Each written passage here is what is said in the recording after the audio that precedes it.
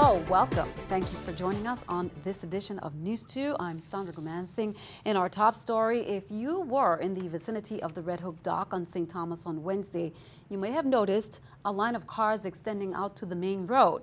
Now that's because of a severe shortage in car barges that resulted in only one car ferry running. On Wednesday night, the situation eased a little bit, but there are conditions. News 2's April Knight has details. The car ferry shortage between St. Thomas and St. John got a little better today. On Wednesday night, the Captain Vic, one of the two car barges operated by Love City Car Ferries, was placed back in service. The Captain Vic was prohibited from operating on Wednesday after failing a scheduled inspection by the U.S. Coast Guard. The deficiency had to do with a boat ramp. For now, it's operating on restrictions to the vehicle ramp. That impacts probably more the larger commercial vehicles, not the smaller vehicles, larger commercial type vehicles. Without the Captain Vic, travelers preferring to travel to and from St. John in their vehicles were down to one option on Wednesday, the Island Vic, causing long lines of cars at the Red Hook dock. Apart from Captain Vic and Island Vic, there were two other car ferries servicing the St. Thomas-St. John route. But in January, Boyson Inc.'s Mr. B was seized by the federal government. And then on Tuesday, Global Marine's General 2 went in for scheduled maintenance. Although it's back in service, Captain Vic is still operating with restrictions on how much weight it can put on its ramps. Obviously, they have some deficiencies that still need to be addressed, and we'll be visiting that vessel once again tomorrow to go over those, and whether it remains in service after that, it'll be dependent upon whether they're able to complete the corrective actions that they need to accomplish. Reporting for News 2, I'm April Knight. Now, according to the Port Authority, they have also canceled their temporary load and go service and have placed the barges back on their regular schedule. Count on to keep you updated. A top official at the Public Finance Authority has resigned. On Wednesday, Governor Kenneth Mapp announced that Joanne Bozzuto, who was appointed 4 months ago as Director of Finance and Administration at the PFA, has resigned in order to care for her ailing mother. Bozzuto was appointed in March because of her experience as an attorney and an accountant. Governor Mapp had expressed confidence in Bozzuto's abilities and said he was sorry to let her go. The governor said a search for a replacement will be underway as time allows. Taking a break from the series of budget hearings, lawmakers met on Thursday in session and approved some bills. One of them, as we mentioned yesterday, was the unification of the two district boards of election. If approved by the governor, the territory will no longer have two boards with a joint board, but a single body that they hope will make unified decisions. Another significant bill that was approved was the unification of the Superior Courts and the Supreme Court of the Virgin Islands under one administration. The bills have to go to the governor for review and approval. The GERS team was at the Senate today before the Finance Committee, and given the many issues plaguing the system, it's officials who got a whole lot of scrutiny from lawmakers. The team, however, led by GERS Administrator Austin Nibbs, defended their decisions, even the unpopular ones. This Tuesday, April Knight has details. Officials from the government employees' retirement system came before the Senate Finance Committee on Thursday. Although the system does not get appropriations from the government, officials did say their projected expenses for fiscal year 2016 was $20.4 million. But the hearing quickly veered to lawmakers' long-standing concerns with GRS's operations. GRS officials got lambasted for what lawmakers called risky investments, in spite of warnings. The recommendation given to the board was not to invest, and the board went ahead and invested. And we lost $42 million. They took a risk. Yeah, $42 million, but we tell you not to take a risk of $20 million, and it's an issue. But $42 million is gone. We pay on it every year. Before the Senate Finance Committee, GRS Administrator Austin Nibbs stood firm by the board's decision not to reinstate the GRS loan program. And that's in spite of legislation mandating them to resume it. According to Nibbs, it's not that they don't want to, but if they want the system to survive, they can't. You know, it's not that we don't want to, Senator. I mean, if we had the means, we have an issue with liquidity. And yes, you're saying, well, it's guaranteed, you can't lose and everything like that. We understand that. But let's look at the board said at this time. Senator Clifford Graham, who chairs the committee, said he recognizes the dilemma and committed to finding ways to help the GRS continue the loan program without breaking the system. I'm going to do everything in my powers to see what can be done to assist GRS for a popular program like the loan program can come back without really tying up your cash. Reporting for News 2, I'm April Knight. In other news, as we reported, the U.S. Virgin Islands Department of Health reported this week 3 new cases of Zika in the territory, and that's according to the weekly surveillance report. There are 29 confirmed positive cases in the territory, 12 cases on St. Thomas, 16 on St. Croix, and 1 on St. John. Meanwhile, the Houston Health Department on Wednesday confirmed a case of a man in his 30s who recently traveled to the USVI. 11 people have now tested positive for the Zika virus there. It is the city's 3rd confirmed case in the last 8 days. According to reports, he was in the territory between May and June, and his case was confirmed June 27th. The Department of Health officials say they are increasing efforts to educate the public as well as the Department of Tourism. Because the USVI has been experiencing an outbreak of Zika, anyone who travels to the USVI is at risk for Zika, but the risk is very low. We've been providing information to our tourism department, and other states are providing information to individuals who live in their states about travel. And so the main key point is for everyone to be prepared. We don't want anyone to be afraid to come to the U.S. Virgin Islands, because if you take prevention in terms of wearing a mosquito repellent, washing your clothes in mosquito repellent, and wearing long sleeves or long pants, those types of actions can protect you from or reduce the risk of you acquiring Zika. Now, the department will be present during the festival activities on St. John. They will also continue to offer free Zika testing at 12 locations throughout the islands. Coming up on July 2nd, there's the Summer Splash at the Tamarind Reef Resort, St. Croix, from 12 to 4 p.m. July 2nd, Seventh-day Adventist Christiansted, Mid-Island, St. Croix. That's from 4:30 to 5:15 p.m. Now, be sure to tune in here on News 2 for weekly safety reminders about Zika. That is coming up soon. Police say a collision between a sport utility vehicle and a scooter on St. John left 1 individual dead on Tuesday. They say at about 6:56 p.m., officers were dispatched to an auto collision involving a scooter and an SUV in the area of Racetrack gas station on St. John. The operator of the scooter and their passenger were injured and transported to the Myra Keating Smith Clinic for treatment. The passenger of the scooter succumbed to their injury at the clinic. We will have more on that soon as information becomes available. Police also say on Tuesday, June 28th, Mr. Jashawn A. Peters, 26 years old, he turned himself into the VIPD while accompanied by his family. The suspect was arrested on an arrest warrant for attempted first-degree murder, 4 counts. Here's more. Mr. Peters was processed and turned over to the Bureau of Corrections pending his advice of rights hearing on Wednesday, June 29th. Mr. Peters is wanted for a shooting in the Bavoni housing community where an adult male and female, including a minor, was injured. This case is presently under investigation by the Homicide Task Force. Any persons having information regarding this incident are asked to contact the task force at 340-774-2211. You can call 911 or Crime Stoppers VI at 1-800-222-TIPS. Turn our attention overseas. Recently, the VI delegate to Congress, Plaskett, joined House Democrats during the sit-in to call for a vote on common sense gun measures. But she also shared that her office had forged strong relationships with the Coast Guard and federal law enforcement agencies to stem the flow of illegal guns and drugs into the territory. Here's an excerpt from that.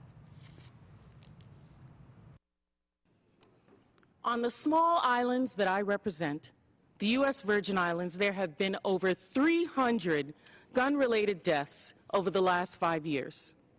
Now, with a place with a population of 100,000, to have 300 gun-related deaths in 3 years That accounts for a murder rate, a death per capita that is several times the national average.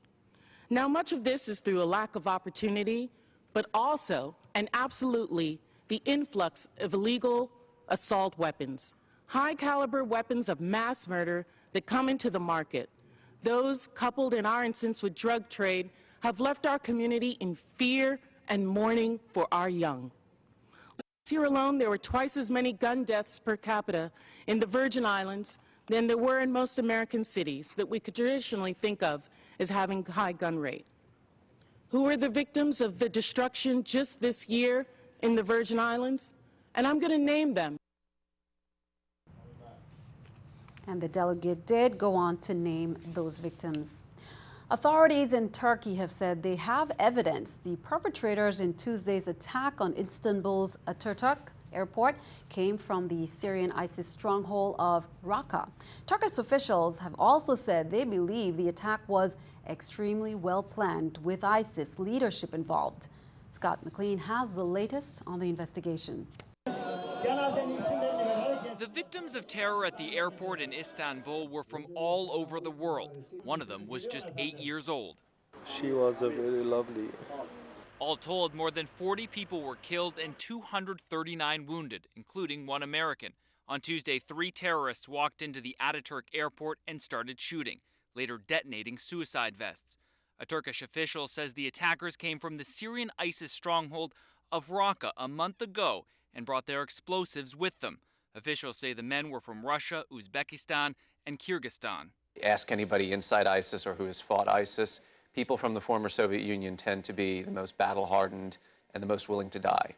The terrorists had rented an apartment in Istanbul and were driven to the airport in a taxi. The driver was questioned and released, but 22 others have been detained. A Turkish government source says the attack was well planned with ISIS leadership involved. Despite that, the U.S. insists ISIS is getting weaker. And they are definitely suffering from a manpower perspective. Doesn't mean that they're down and out, but they are facing shortages that they're trying to recoup. The attack is also reopening the debate on airport security in this country. But moving security farther back may not be the answer. You can move the security perimeter 10 miles away, and the attack will come 10.1 miles away. The airport resumed flights just hours after the attack. Finding everyone responsible will take a lot longer. In Washington, I'm Scott McLean. Keeping our eye on the economy, let's take a look at the stock market watch at the New York Stock Exchange. According to the numbers there, we can see the Dow up 235, NASDAQ 63, S&P 500 up at 28. Coming up on News 2, reminder of the festival schedule as St. John Festival events continue. Plus, grab your pen and paper. We have the winning lottery numbers. We'll be right back.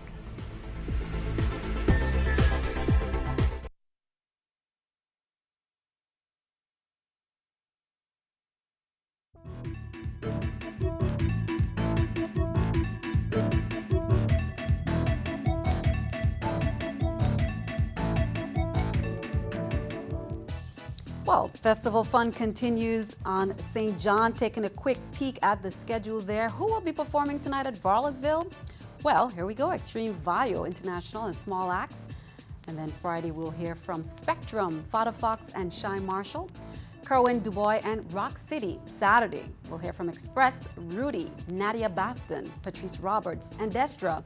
Sunday we have All We Band, Triple K, Benji and Sherwin Winchester. And finally Monday, July 4th, CMK, Cool Sessions, Hyper Sounds and Crossfire. And there may be a few added bands in there for some surprises.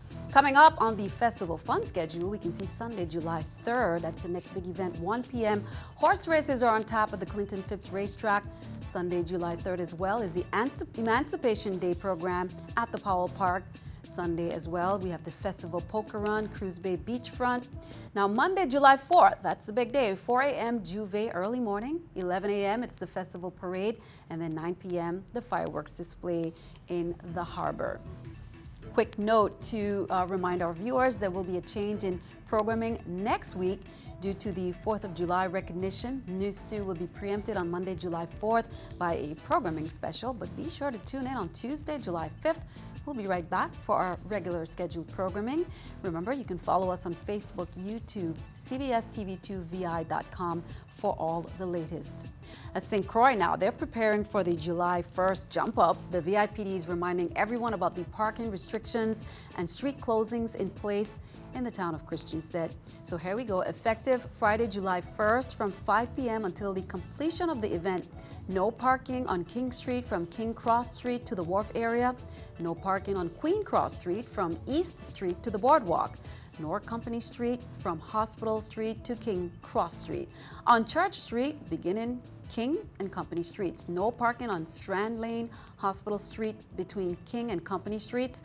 Now, any vehicles found parking in those restricted areas mentioned right there will be ticketed and or towed at the owner's expense.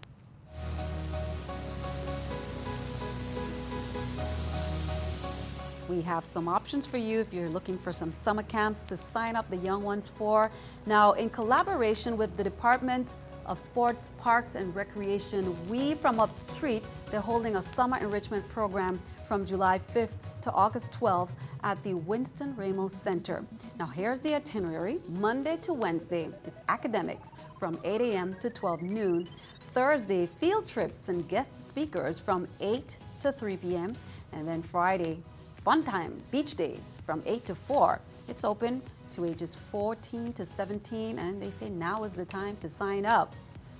Over 50 excited children and parents recently attended a fascinating talk at the Virgin Islands Children's Museum on Wednesday.